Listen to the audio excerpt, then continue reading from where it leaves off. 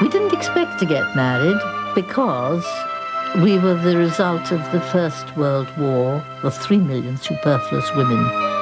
And you see, the education that we had at school, it was sort of implied that it was your duty to use it for the benefit of the world. And there was no question in those days of having a job and being married and having children. It was my mother's experience mostly, and what I saw going on around me, other mothers, other people's houses that we visited and the way they were run. I wasn't going to run a bourgeois house. Hadn't the slightest intention of doing any such thing, and never did. Never did at all. Spinster. Well, of course, that's a very, very old-fashioned word. As you know, it comes from the girl who was left behind spinning in the corner. You know, that comes from very long ago days, long before my days, the word spinster comes. No, I don't know whether I've ever actually, not actually thought of myself in that term. I don't think so. But of course I am.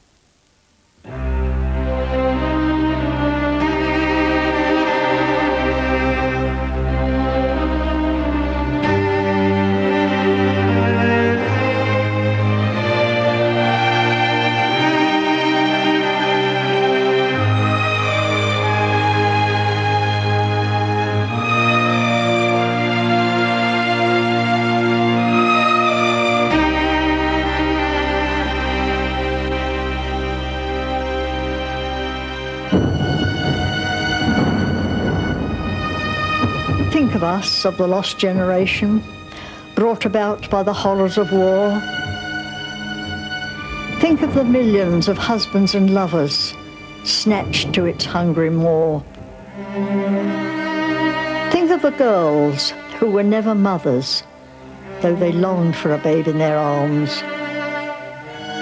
Never to know the clasp of a lover on their wedding day and goodbye to mother.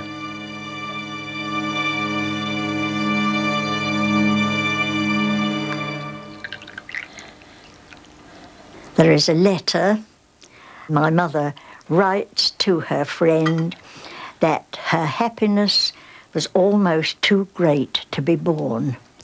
With her dear, dear husband, her beautiful home, and I find this difficult to tell you almost without emotion, and then her baby lying under her heart.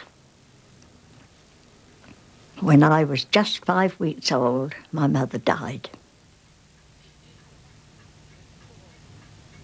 I absolutely adored my father. He was mine, and he loved me, of course, intensely.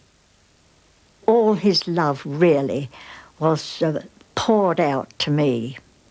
And as a very small child, in my cot, I can remember sitting bolt upright in the cot and holding on to the sides and keeping my eyes very wide open so that I shouldn't go to sleep before he came, and just listening.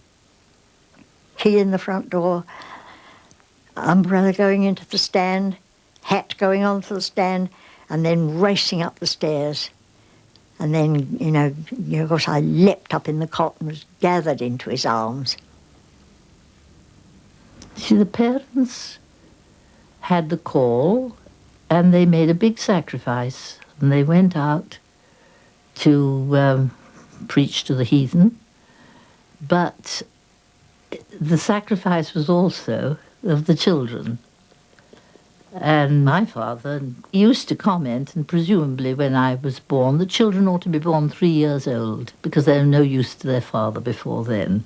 A very different attitude from the present day, of course, where fathers are even present at the birth and feel a sense of responsibility for them all the way through. But the Victorian father didn't feel like that. I mean, it wasn't just my parents. I know that my mother didn't have a bank account. She did not share it with my father. And that was typical of this kind of middle class that I belonged to, rather lower than upper.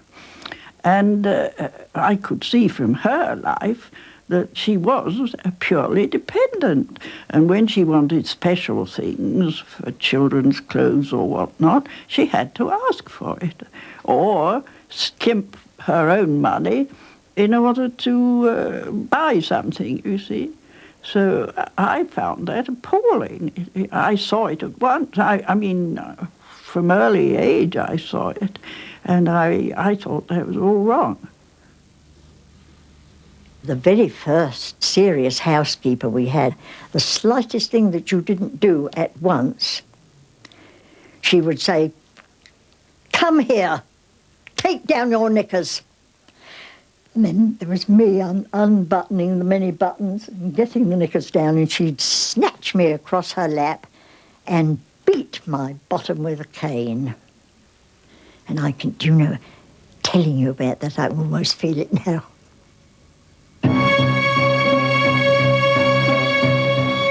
The day after my 7th birthday in January, Father and Mother went back to India. We went to Sevenoaks Station to see them off, and the guard blew the whistle, slammed the door, and the train moved slowly out. And it struck me then tremendously forcibly, so much so that I can remember it even if I go through Sevenoaks Station now. I get the feeling of it. But they're going out and leaving me behind. Of course, I knew they were, in a way, but I ran after the train as fast as I could. And that was the beginning of my really traumatic experiences, I think, at school.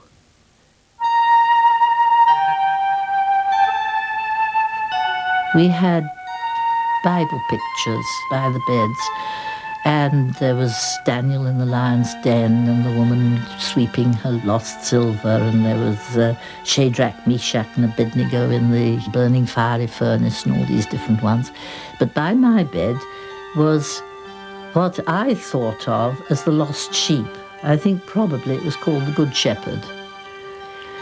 But I was quite sure it was the lost sheep, and that I was this little lost sheep.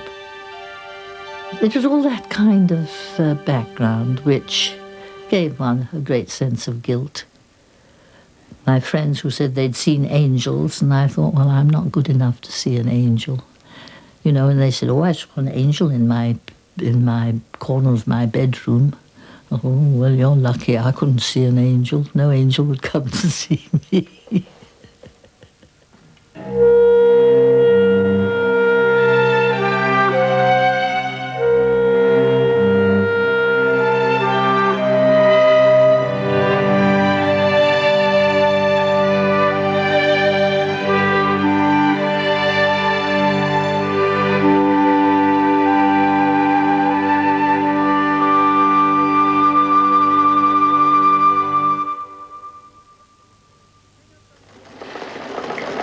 Sing a song of women whose work is never done. Mum went out to be a maid, a little scullion. Met a neat young office clerk, boater on his head, shilling on a table, mangle and a bed. Mum in a mob cap, mum in Sunday coat, mum making suet pud when women got the vote. I was going to be an astronomer at 14. And then I really wanted to be a doctor, and I did try very hard to be transferred from arts to medicine, but it wasn't possible. My science subjects were not good enough. I couldn't possibly have passed any entrance exam even, so it was out of the question. It was also 5 years. It was also very difficult for women to be trained in those days as doctors. I won a scholarship to Bedford College in London University, and I had a very inglorious time there because I hated it and I got on very badly, and so I never took a degree, and I left with halfway through a course. And then, of course, I had to find a job because my father's principles were that you had to stand on your own feet. My one idea was when I grew up, I was going to be an actress, you see. But my father, of course, to be an actress was just one step to the streets. So, actress, of course you can't be an actress. For one thing, you're not strong enough. I hear him saying that. And no, certainly you're not going to be. You're going to business college, and you're going to become a secretary. It's a disaster for me. The whole thing was homework, homework, homework. Me adding up columns of figures, was too utterly awful. And then my poor father thought, what am I going to do with this girl? No doubt, he thought. I was reading a book on careers for women, and in the chapter, one chapter, was Elsie Fogarty of the Central School of Speech Training and Dramatic Art, Royal Albert Hall, Kensington Gore. So that made me think, now that's the sort of thing that I'd like to do. So I got Father's permission to go and see Miss Fogarty. He was very concerned because, of course, as a strict nonconformist, he'd never been to a theatre. He didn't approve of theatres. And when he thought that they were stage students at the Central School, he was very worried. And, of course, there were stage students there. When I went, there was Laurence Olivier, and there was John Laurie, and a bit later Peggy Ashcroft, do you see, and Claire Bloom, and so on. I mean, if I'd been taking a stage course, I might have been in with them, and with Laurence Olivier anyway. But I'm not speaking of friendship, but of love. Oh, no, it's quite useless you're trying to put aside the word with a smile and a jest. I said love, and I mean love. My little love affair, yes. He was tall and dark and handsome. There's no nonsense about that. He really was. That's not, it's not a saying. He really was. And he did adore me. He used to write to me nearly every day. And all of a sudden, my father said to me, what are all these letters you keep having? You see, and so I said, well, they're my friend. He's in love with me, you see. So Dad said, let me see some of them. My dear, how innocent, when I think how innocent they were. It's nothing vulgar, nothing, well, to use today's overworked word, dear, there was nothing sexy about it at all. Nothing. I look back on it and think it was sweet innocence of all that. There's no doubt about it. But, of course, my father said, this is all nonsense. He said, what can you know about love? You don't know anything about love. You don't know what love means. Because I said, but I love him, Daddy. You see, I love him. Leonard said, oh, Mr. Butler, I want to ask you if I can take Mary out sometimes, you see. And so Dad went very quiet, and then he said, young man, come into the next room with me for a minute. So they went into the next room, and after a few moments, I heard the front door bang. Closed then. And Dad came back and said, I have told Leonard that you are far too young to start any of this sort of thing. And I want you to know, looking me very straight in the face, that all your kisses are mine for a very long time to come. You're trembling. Why? No. Don't say it. I couldn't bear it. You're everything in the world to me. You know that. Without you, I should be quite alone. You know that, too. And if you love me, you can't be afraid of me, for love casts out fear. You love me, my darling. You love your father. Yes. And you will prove your love by doing as I wish. At the school, I had Duncan and Willie and I don't know. We used to go out. We used to go to the library. Of course, that was the place. The library was open till 9 o'clock at night or something. But of course, it was all during the war, and our parents didn't like us going out very much. It was dark, of course, no lights, And there might be a Zeppelin raid or something, but on the whole, my parents were very free and they didn't worry at all. And we used to meet at the library and have a little walk and so on, but nothing happened. We never even kissed, never even kissed.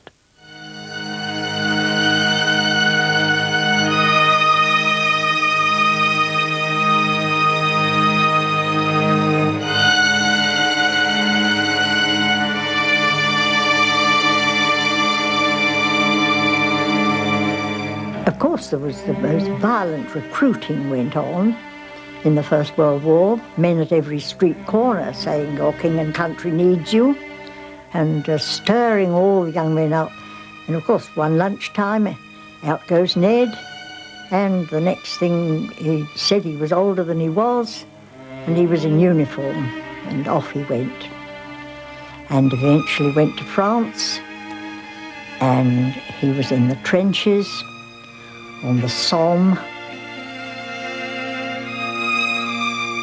He was looking out over the top and telling his friend the names of the wildflowers growing in no man's land. The order came to come out of the trench and rush across, you know, the German doing the same, rushing across and meeting each other and killing each other in the middle. And Ned had only been a few yards, a few steps almost, out of the trench when he was killed instantly.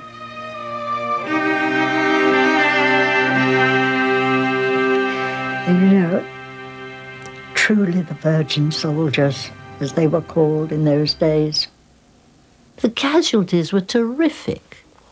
I mean, really terrible. The Second World War, probably there were as many civilian casualties as there were army ones. I don't know, with all the bombing. But in the First World War, whole villages were wiped out, the men and so on. Therefore, you just take it for granted that you wouldn't get married. There were too many women and not enough men to go round.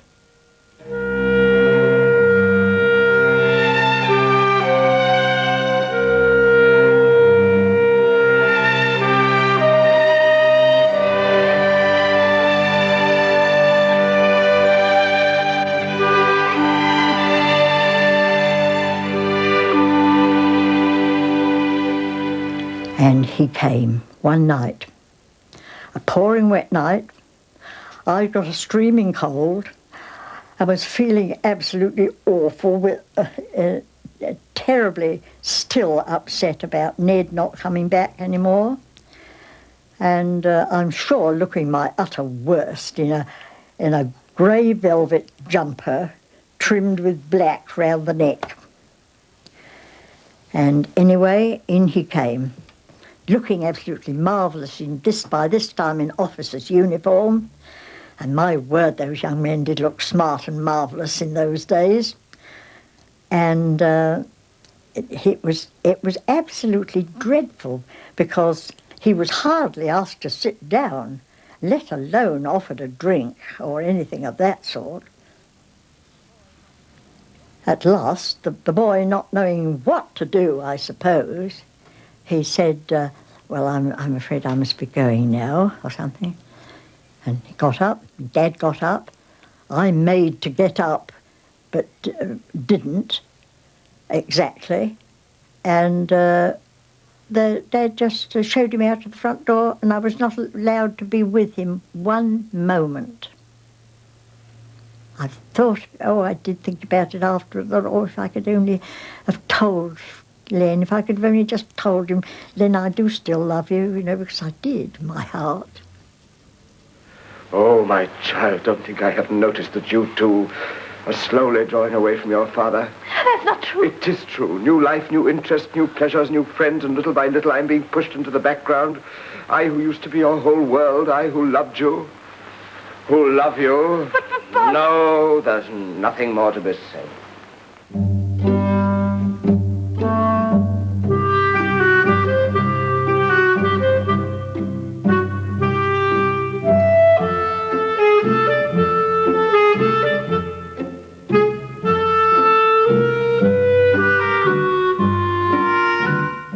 understood that Mary could sew very nicely. And all of a sudden, somebody in business said to him, "Oh, Mr. Butler, you've got a daughter. Would she like to be a milliner, do you think?" Oh, I adored being a milliner and had made the most wonderful hats. Can you imagine Ascot coming on and how we all worked like mad on these wonderful confections, you know? Oh, yes. I was at Madam Humphrey's in Bond Street, and we made the most wonderful hats for all the aristocracy and the actresses of the time. Here's a little summery one, sort of half summer, half winter. Quite becoming. I put my name down with a thing called the Ladies' League. Frightfully posh, you see. And asked, they found you jobs, you see. A private place, of course. And they sent me to those people who look after feet. What is that? Shawl. Yes. Oh, there was going to be a brilliant future for me in shawls, but I had to start by working in the shop. And I said I couldn't do that, so I turned that away. And finally, much to my pleasure, I was invited to go and see Sir Bernard Pears, who was Professor of Russian, then stationed at King's College in London. He was very liberal in his outlook, not at all socialist by any means, but liberal, generally believed in women working. And he and I got on like wildfire, and so he appointed me.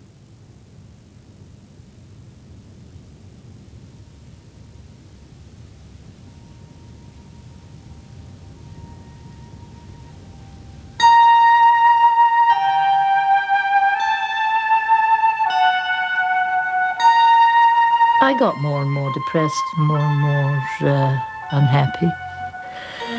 I really didn't feel that I could cope with doing any speech therapy. For some years I was just at home doing the housework, doing the cooking, running the family home, looking after my parents.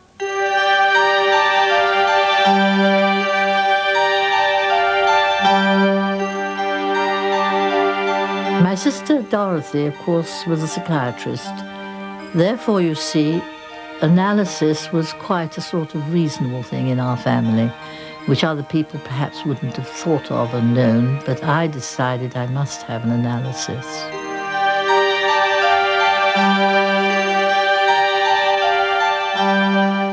Not a very complete one, not as many people, you know, go on for years and so on, but about 9 months, 5 times a week is pretty severe.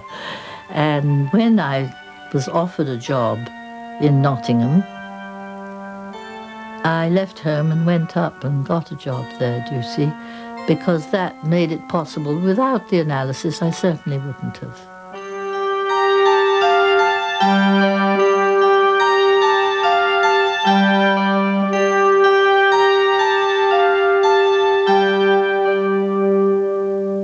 I was really at the top of my profession by this time, except that I wasn't the designer, you see, but I would have gone on to be a designer. I know in my heart I would have done. And all of a sudden, my aunt in the country fell and broke her leg, slipped on a mat on a polished floor. And so a letter came from a friend of hers. Dad opened it at the breakfast table, and he said, "Good heavens, Kitty's has broken her leg." Turned to me and said, "Mary, you must go immediately. You must go down there immediately." So I said, what about business, you know? "Oh, can't worry about that." You see, it shows how little he thought of it, really. Of course, in these days, Aunt would have gone to hospital straight away, but there was no thought. The doctor said to me, "She won't last very long, you know," he said. Anyway, we went forth, and Aunt did not go for many, many years because she came to live with us afterwards. And I really practically had a breakdown. you see. I really did. I had that wretched sort of breakdown where you cried all the time. I couldn't stop crying. The tears were always running down my face. Because the millinery business was all over, you see, and everything. And I wanted a career. I wanted, something that was mine. I wanted to earn something. I knew in my heart that it would hurt Dad. But then at that time, you see, I desperately wanted to get away from home.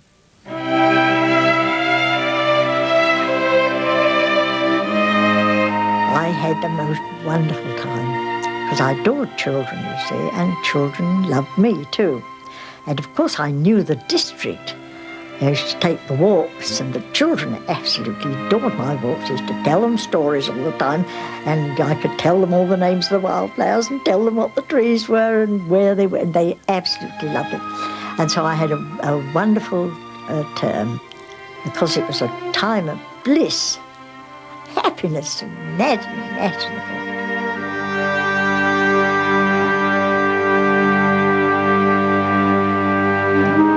I was going to, I'll get another job, you see, I thought. As a matron in school, that was what I felt I was fitted for. And so I was sitting there about to answer another letter, and he sat behind his paper, was taking no notice of me at all, you know. And I looked down and said, "Dad, you don't want me to do this, do you?" And he said, "You know I don't." And I put everything away and forgot it.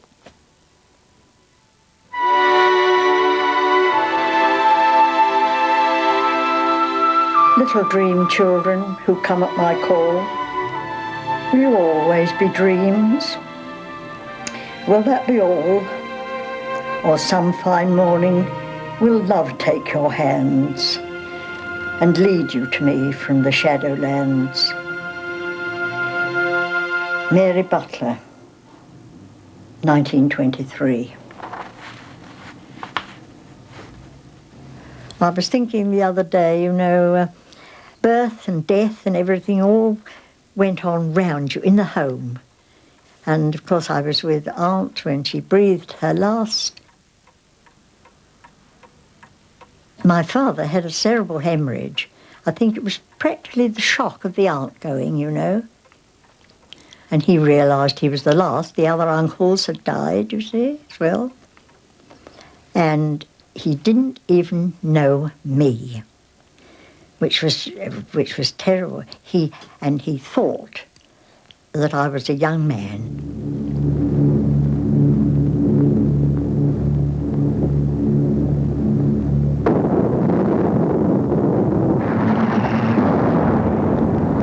And of course it was all dreadful because the Second World War came upon us then.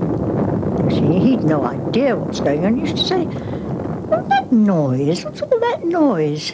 And it was a battle going on over our heads. And of course I had to bath him. I had to get him into the bath, dress him, take him to the lavatory, do everything like that because he didn't know what he was doing. But you've got to, if things like that happen, you know, about you, you've got to jolly well brace yourself and get on with it. You really have. Or else you just go under, and they do too. I was all he'd got, you see. I mean, one's got to remember. I mean, he never got over my mother's death. I said to him once, "Oh, didn't you wish I'd died at the same time, you know?" And he said, "No, never, never." He said, "I couldn't have borne to have lost everything." There was jealousy at the back of it somewhere, you see. He couldn't bear Len wanting to come and take me away from him.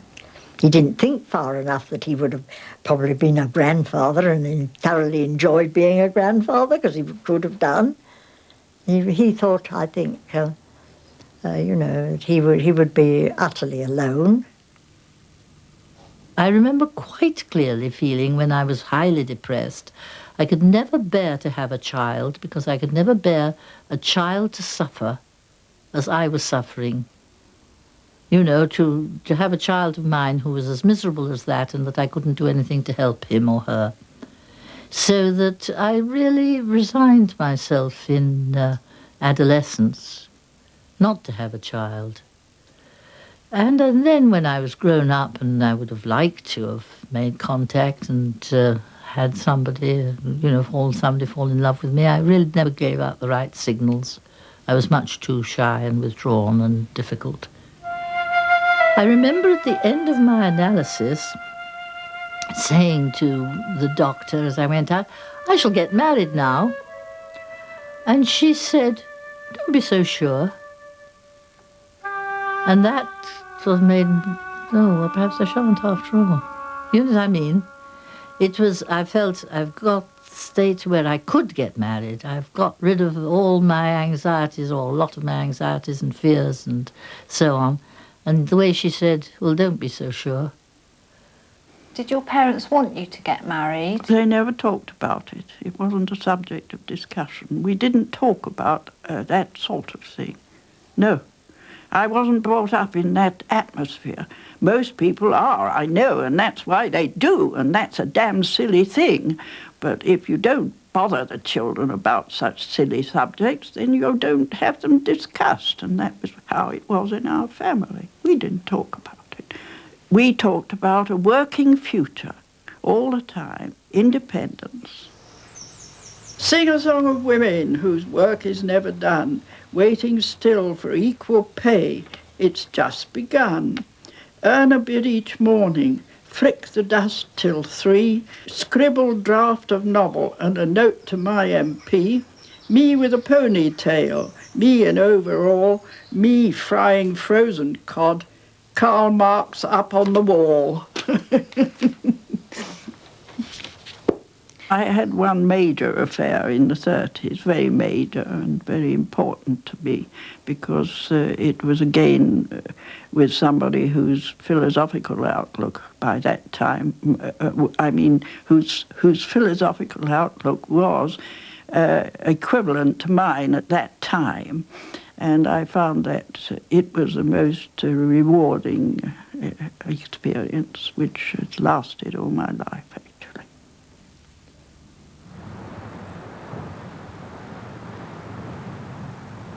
So few people go and vote in these local elections. It's completely unrepresentative, because only 30% less, perhaps, actually vote in any of the council elections. Whether they're a town, from my point of view, and from the point of view of people of my generation and my upbringing and beliefs, the modern situation is absolutely appalling. It really is devastating. The fact that everybody says that socialism is dead, and it isn't, of course. We know it isn't, but it's a whole life's work, a whole life's beliefs down the drain, if they talk like that. And the world now, under the present government, is going back to Victorian times. It's not anything that we ought to be doing. It's dirty and nasty and something that we ought to be fighting. Everybody ought to fight it. However, they don't. So there it is.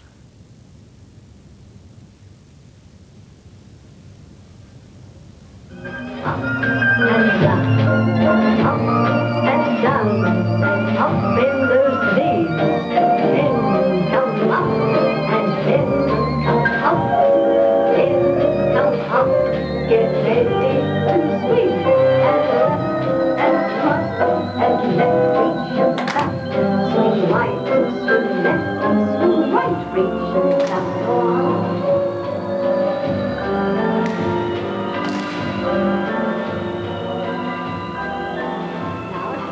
So they picked up the threads and packed away thoughts of a life that is bright and gay, and set to work to make what they could of the life before them and make it good.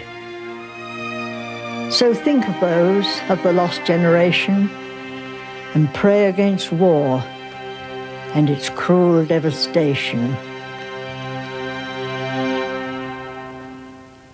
after my father had died and I was sort of, how shall I put it, free then, you know, in a way, I did have quite a fair amount of difficulty with, as I have put it lately, beating off married men,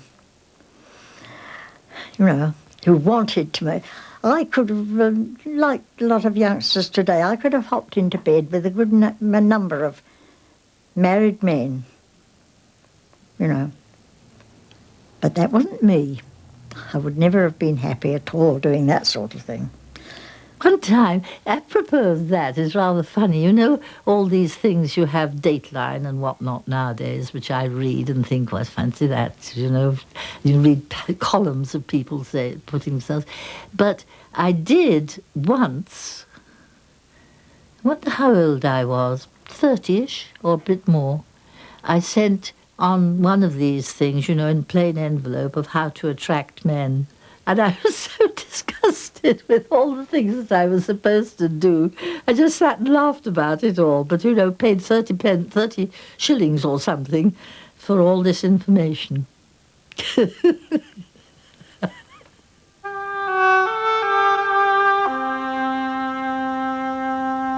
I mean, one always hoped to see a stranger, find somebody somewhere. On holiday, you went off, you know, hopeful that you might, but of course you never did. And also, of course, to have been picked out, loved enough to have been asked to marry somebody, which nobody ever did. He was married anyway, you see, the man who gave me that thing. So there was no question of breaking up his marriage, though he was fond of me.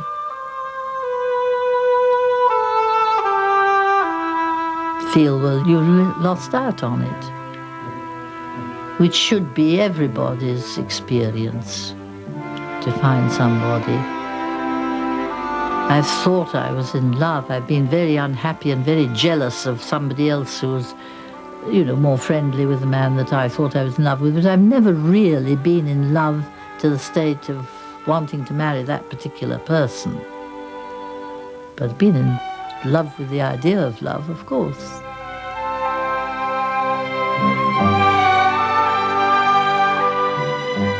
Oh, yes, dear, I'm just the sort of woman who, just the very sort of woman who wanted to be somebody's mum and have children. Of course, I would have loved to have been married and had an ordinary, just I didn't want them much, but I would like to have been just an ordinary mum with somebody to love me and children round me that I could love. Of course I would.